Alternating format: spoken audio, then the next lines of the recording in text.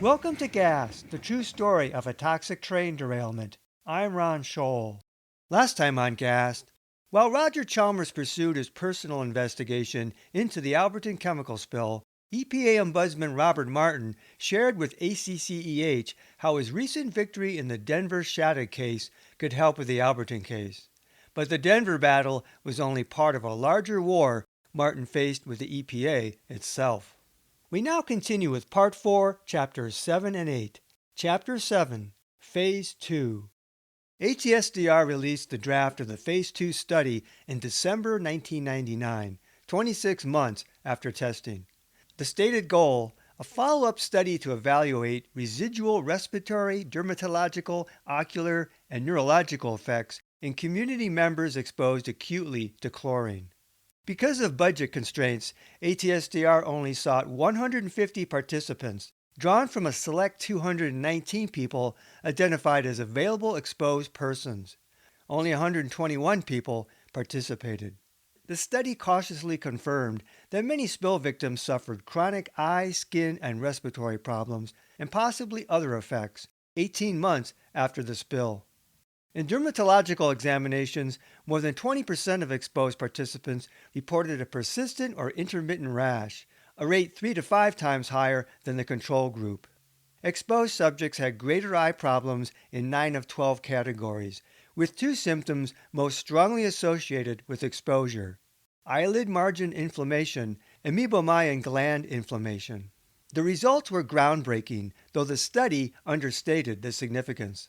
There is not much previous research on the long-term effects of an acute chlorine exposure on the skin and eyes, the report said.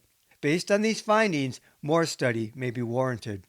Ophthalmologist Dr. Rick Neumeister, who treated about 60 Alberton victims, wrote of the ATSDR Phase 2 study, "Its findings represent an important development in the field of ocular medicine in that it appears to be the first methodical study to evaluate the long-term eye injuries in a population of persons exposed to a single exposure of chlorine." Neumeister's Alberton case studies likewise documented chronic eye injury. Overall, the pulmonary function tests gave mixed results. In subgroups, the study found statistically significant or nearly significant differences for exposed females, subjects without pre-existing respiratory symptoms, and those without pre-existing asthma. These differences suggested possible persistent obstructive lung changes due to chlorine exposure. Other subgroups had less conclusive results or showed worse results in the control group. However, the report said, the most interesting result is the nearly 3 times increased risk of abnormal methacholine challenge test result among exposed versus control participants without pre-existing respiratory symptoms. Note, this suggested they had become sensitized. Of self-reported respiratory symptoms, the report said more exposed than control participants reported ever having experienced various respiratory symptoms, having experienced the various respiratory symptoms only after the accident, and having various respiratory symptoms worsen after the accident, if they had been also present before. Almost all self-reported symptoms were significantly more prevalent in the exposed group, including gastrointestinal symptoms, unusual fatigue and drowsiness, aching muscles and joints, colds, and sinus and respiratory infections. ATSDR also claimed to study the neurological effects of Alberton's chlorine exposure, while noting very limited evidence in the literature for chronic adverse neurological effects following acute chlorine exposure, citing only Dr. Kilburn's 1995 study of 7 people. In general, ATSDR wrote, it is not accepted that chlorine is directly neurotoxic. The study design included so-called neurological methods because concerns and anecdotal reports regarding neurological problems had been received from the community, and ATSDR felt it necessary to address these issues, they wrote. The study found that a higher percentage of exposed than control subjects answered yes to each of 16 neurological screening questions. Exposed participants were 2 to 4 times more likely to answer yes to questions about memory problems, difficulty concentrating and understanding, confusion, dizziness, irritability, depression, insomnia, loss of interest in sex, heart palpitations, chest pain, excess sweating, and headaches. As with all self-reported symptoms, The report reiterated that interpretation of the neurological questionnaire was difficult due to the possibility of bias in relation to an important event, the spill. Unlike with other self-reported symptoms, ATSDR failed to have participants evaluate whether any neurological symptoms had first appeared or worsened after the spill exposure, which would have aided an evaluation of the data. The report said, considering the known difficulties in the use of self-reported symptoms to compare exposed and control groups, more objective measures of the long-term effects of an acute exposure to chlorine were collected. The physical exam, pulmonary function tests, and the methacholine challenge test. Bundled into, quote, description of the study population, the report briefly noted from a questionnaire that more exposed subjects than control subjects reported feeling that they were more sensitive to chemicals than most people, especially after the train derailment. This note was the extent of discussion on sensitivity. ATSDR never seriously considered symptoms other than classical chlorine symptoms, or presumably, quote, more objective measures would have been inculcated in the study design to allow additional objective conclusions on neurological injury or sensitivity. Generally, little information from the questionnaire was discussed in the report. Victims were asked, do you remember smelling chlorine, a smell like that of liquid laundry bleach, on the morning of April 11, 1996, the day of the spill? And do you remember smelling chlorine at the accident site? No question asked about any other smell, despite many anecdotal reports of a pesticide-like smell and mercaptan odors. The ATSDR study never seriously considered spill-related exposures other than to chlorine. A few chemical sensitivity questions were included as well, such as, do you feel you are more sensitive to chemicals than most people? And if so, they were asked if sensitivity began after the spill. Also, in what way does a chemical make you feel bad? And what chemical or chemicals make you feel bad? And do you feel you are extra sensitive to things that may contain chlorine, like liquid laundry bleach, automatic dishwasher detergent, swimming pool water, and tap water? Other than the brief mention under description of the study population, data on answers to these questions was not summarized or discussed. ATSDR chose not to study chemical sensitivity from the spill, despite that sensitivity was one of the major complaints victims reported directly to ATSDR. Incidentally, in their literature review, ATSDR noted, quote, there have been reports of individuals with one acute exposure to chlorine who appear to be suffering chronic respiratory effects from the exposure. But, as with chemical sensitivity, ATSDR chose not to study reactive airways dysfunction syndrome in Alberton victims, despite the fact that, by ATSDR's own review, there was inconclusiveness of results in the literature and scarcity of data regarding chlorine exposure. ATSDR had looked opportunity in the face, the kind of opportunity that Dr. Kay Kilburn focused intently upon, and averted its gaze. Broadly, when asked how concerned they were that the chemical spilled had harmed their health, the exposed group answered, not at all, 32%, a little, 34%, very, 34%.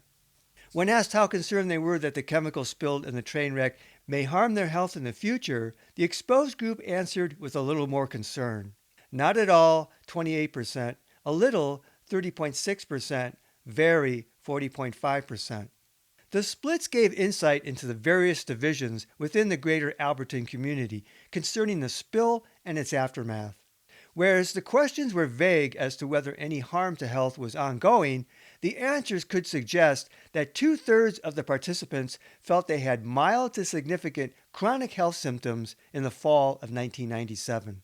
While some ineligible victims had been angry over being excluded for study, ATSDR now bemoaned a, quote, poor participation rate, which predictably made interpretation of test results more difficult. In reality, the cohort of eligible participants was mainly determined by the limited budget, which only allowed for a maximum of 150 exposed and 150 controls. In order to still appear objective, eligibility parameters were narrowed and shaped in an attempt to identify a potential exposed group that would not exceed 150 people, after factoring in expected participation rates. Limited participation by design. The ATSDR Phase 2 report concluded the results of this study suggest that an acute exposure to chlorine following a train accident may have had chronic health effects on exposed persons. Various study limitations, including poor participation rates among eligible exposed and control subjects, issues of recall bias in the analysis and interpretation of self-reported symptoms, uncontrolled confounding, and difficulties in exposure assessment, make cautious interpretation of the study results necessary. The report continued, given the occupational literature and suggestion of effects noted in this study, if a similar situation were to arise, another study of this sort should be attempted. Hopefully, better air monitoring data and less uncertainty about the toxin release and migration would enable a more accurate exposure assessment. Follow-up of the children and adolescents who are exposed with an emphasis on monitoring healthcare utilization should be considered. Note, Phase 2 intentionally excluded people under age 24. The translation for this conclusion, mainly because of the way the study was designed by ATSDR, results were not strongly conclusive. Maybe next time. Regardless of the study's self-induced limitations and ATSDR's cautious interpretations, the medical examination results indicated chronic eye and skin symptoms significantly higher among the spill victims than the control, and suggested chronic lung impairment among certain key subsets. Self-reported information indicated a variety of other symptoms among spill victims, including chemical sensitivity, and over one-third of spill victims felt their health had been very harmed by the spill, perhaps chronically. A neurological questionnaire suggested, quote, neuropsychiatric illness. Yet, ATSDR failed to meaningfully study neurological effects, RADS, or reactive airways dysfunction syndrome, or chemical sensitivity resulting from the spill, by design. Additionally, neither phase examined psychological effects of the Alberton spill, an emerging field at the time and one recognized by ATSDR. ACCEH issued a press release scathing ATSDR for taking 26 months to complete the Phase 2 health study. Hodges found out through Bacchus's office that through 1999, ATSDR spent $476,000 on studying Alberton. Hodges wrote, "Think about what could have been accomplished with this money if those dollars had been directly funneled into the community to address chemical injury, and ATSDR has simply squandered it." The Missoulian briefly reported that victims of the, quote, chlorine spill appeared to have lingering health problems from the exposure, inciting ATSDR's conclusions. There's long-term health effects, Ellen Leahy admitted. The Missoulian had not reported on chronic effects of the spill since their anniversary report in 1997. At the December public session in Alberton, ATSDR sent forth Dr. Oleg Muravov and Fran Bove of the Division of Health Studies to answer questions. Unfortunately, neither one helped design study protocol or helped with testing, so there were many questions they couldn't answer. This made it easy for ATSDR to publicly avoid accounting for the decision-making. Despite the pitch ATSDR had made to residents in 1997, Bove said the study was not a comparison study. They had not tracked Phase 1 participants to compare how individuals had done over time. This admission blew away all the rationales ATSDR had emphatically made to exclude people not part of Phase 1 in basing protocol on a so-called follow-up study. Muravov and Bove also emphasized that the so-called neurological testing, like the other self-reported symptoms, didn't prove much. The bottom line seemed that ATSDR added the neurological questions to present a facade of responding to victims' concerns. The avowed goal of studying neurological effects was a sham. In terms of all non-classical chlorine symptoms, such as RADS, multiple chemical sensitivity, and neurological problems, the Phase 2 study was devoid of significant investigation and medical inquiry. In 1993, the California Department of Health Services developed multiple chemical sensitivity questionnaires, medical tests, and study designs for ATSDR in the event of a community-wide chemical spill. None of these were used following the Alberton spill, the very sort of event for which they were designed. ATSDR intentionally chose not to study MCS, RADS, and neurological symptoms from the Alberton spill. The Phase 2 results were publicized in the local media, and the report was available through ATSDR, but ATSDR made no attempt to directly inform victims of the results.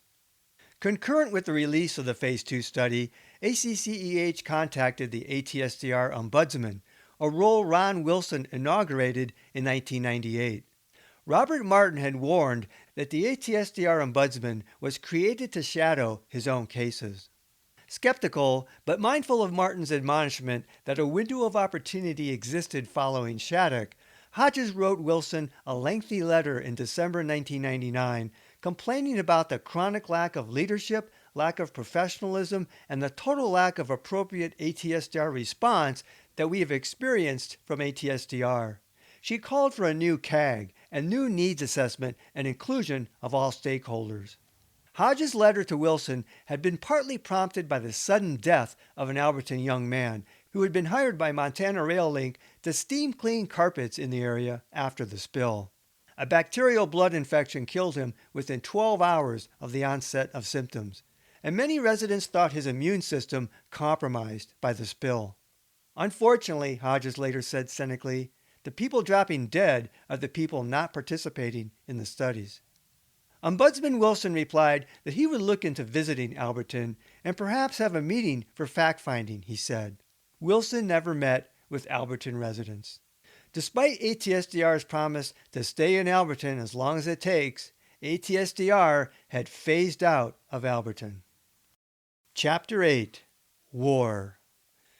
In January 2000, EPA Ombudsman Robert Martin and Colorado Senator Wayne Allard co-chaired a hearing in Denver to further disclose Shattuck findings and gather support for Allard's Ombudsman Reauthorization Act.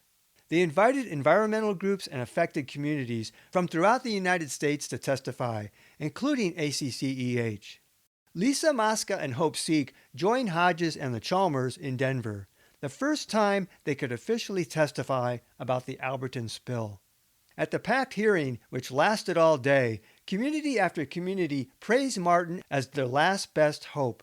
Public testimony decried the loss of faith in the EPA, with stories of being shut out from the decision-making process. But Martin's success in helping communities had earned him enemies, and his exposure of bad decisions, withheld documents, secret meetings, and lies to Congress resulted in punitive understaffing of his office. The fact that the EPA now considered Martin a threat reflected that citizen complaints originated from a systemic dysfunction, as well as the mishandling of many hazardous sites. EPA administration wanted a figurehead, not someone who exposed faults in process and decision-making. The purpose of the EPA, participants testified, was to protect people and the environment, not the pocketbooks of the polluters. Repeatedly, they accused the EPA of failing to enforce environmental laws, provide information, be honest, and listen to people. Critics accused the EPA of colluding with polluters, defaming citizens, and even committing criminal acts. Citizens referred to Martin as the only one who truly listened and made a difference. For Hodges, the hearing was unlike anything she imagined. Officials listened, sympathized, and promised investigations, offering real hope of results. It was nothing like dealing with the black holes of Montana, Region 8 EPA, or ATSDR. Martin concluded, "I'm grateful for you all being here, and I want to note for the record simply that I will continue doing this job." EPA administration criticized him for taking the side of citizens, but Martin, a descendant of a millennial line of chiefs, sought only to stand on the side of truth.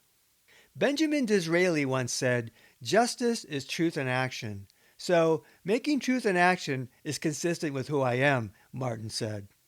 For his grateful supporters, Bob Martin was a real-life action hero. On February 21, 2000, 12 empty cars of an MRL train derailed between Petty Creek and the Natural Pier Bridge as the crew backed up to check on a possible defective car. 2 cars rolled down the steep bank into the Clark Fork River. Despite the slow speed and routine procedure, MRL blamed the sharpness of a curve for the derailment. Soon after, Beverly Ridenhour stopped by Hodges' home in Missoula. Upset, she had called Kirsten Forsyth at Senator Baucus's Missoula office, wanting to know what would it take to get MRL to clean up their act. She was still upset. Ridenour recounted the conversation to Hodges.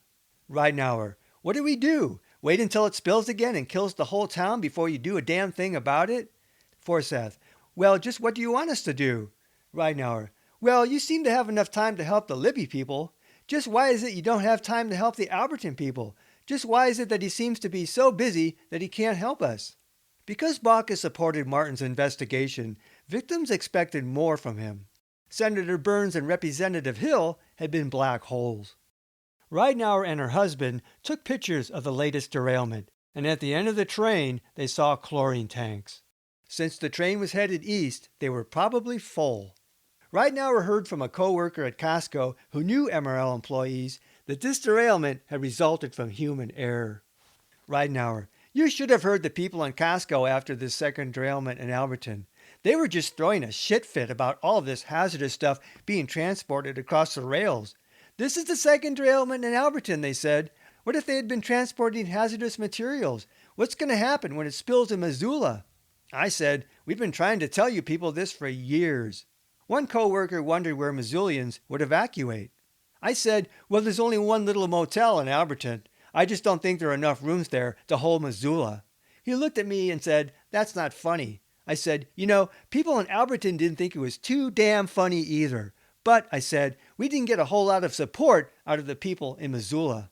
He just kind of brushed it off. Well, it was no big deal. MRL took care of you. I said, every time they derail, they're getting a little closer to Missoula. A little closer, a little closer. I said, it's going to happen in your backyard, and you're going to want compassion from everybody around you.